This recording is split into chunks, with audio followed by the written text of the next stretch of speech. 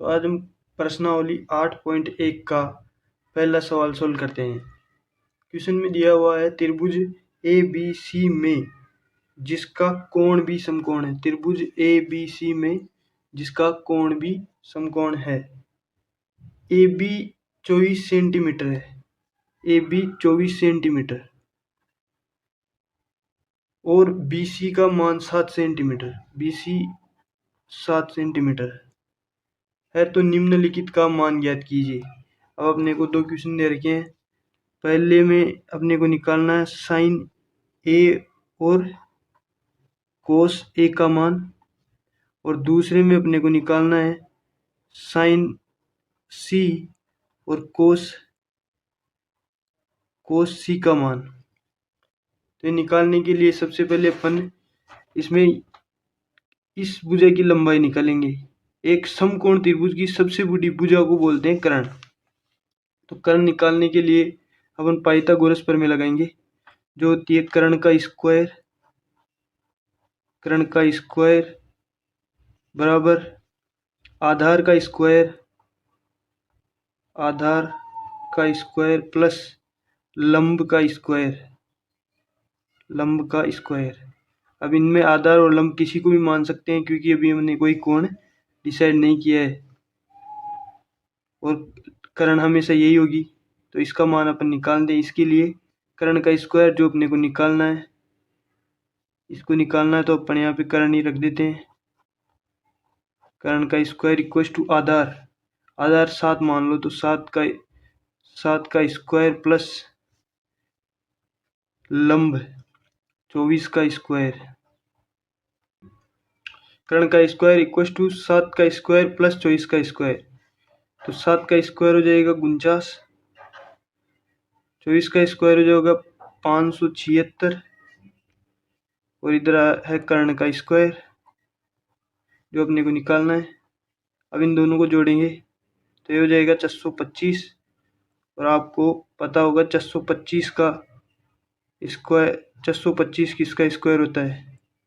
तो इन दोनों से स्क्वायर हटा देंगे, इससे स्क्वायर हटाएंगे तो इसको रूट कर देंगे, तो इसका स्क्वायर हटा देंगे और इसको अंडर रूट कर देंगे। तो यहाँ पे कर्ण बराबर आ जाएगा 425, 25 का स्क्वायर होता है तो 25 का स्क्वायर 425, तो यहाँ आ जाएगा 25। तो कर्ण का मान आ गया 25। अब अपन अपने सवाल पे चलते हैं। अपने को निकालना है साइन ए। साइन ए का मतलब ये वाला एंगल लेना है अपने को। जब ये एंगल लेंगे तो अपन इसके सामने वाली भुजा ये इसको लंब मानेंगे। जब बात होगी अपने कोण ए की तो लंब होगा BC और कर्ण ये होगा और आधार ये होगा। तो अब इसके लिए अपन साइन फर्स्ट वाले को, इससे पहले मैं आपको एक चीज बता देता हूँ कि साइन कोस और टेन और कोसेक के फॉर्मूले को कैसे याद करें। सबसे पहले फॉर्मूला याद करने के लिए अपने को याद करना होगा LAL बटा KKA। इसको अपन लाल बटा कक्का बोल सकते हैं। तो ये फॉर्मूला होगा साइन के लिए, ये होगा कोस के लिए और ये होगा टेन के लिए।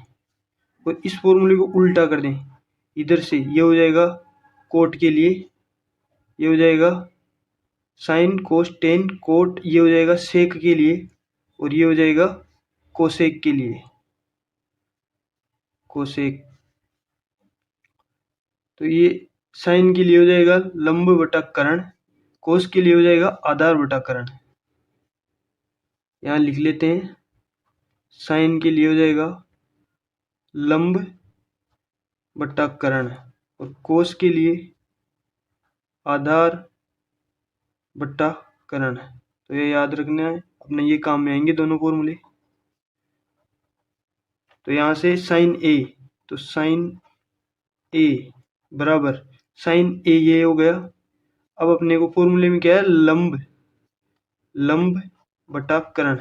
यहाँ पर लंब हो गया 7 सेंटीमीटर, कर्ण हो गया 25 सेंटीमीटर। तो ये अपना पहला आंसर आ गया। इसी का पार्ट बी है कोस ए, और कोस का फॉर्मूला होता है आधार बटा कर्ण, आधार बटे हुए कर्ण।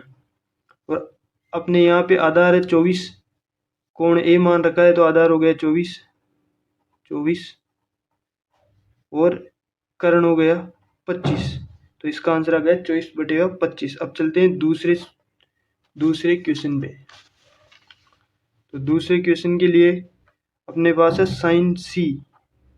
साइन सी यानी अब की बार कोण हो गया सी वाला। कोण अपने पास सी वाला, सी जब कोण आएगा तो अपने लिए लंब हो जाएगा बीसी यानी 24। तो अब बात करते हैं साइन सी, और साइन के लिए लंब बटा कर्ण। तो लंब हो गया अपना इस बार 24 सेंटीमीटर, लंब 24 सेंटीमीटर। तो लंब हो गया 24 बटा कर्ण 25। तो इसका आंसर आ गया 24/25। और इसका दूसरा पार्ट देखते हैं कोस सी। और कोस के लिए आधार बटा कर्ण, और आधार क्या था, आधार अपना 7 सेंटीमीटर। तो 7 और कर्ण 25 था ही, 7/25। तो ये अपने चारों आंसर आ गए।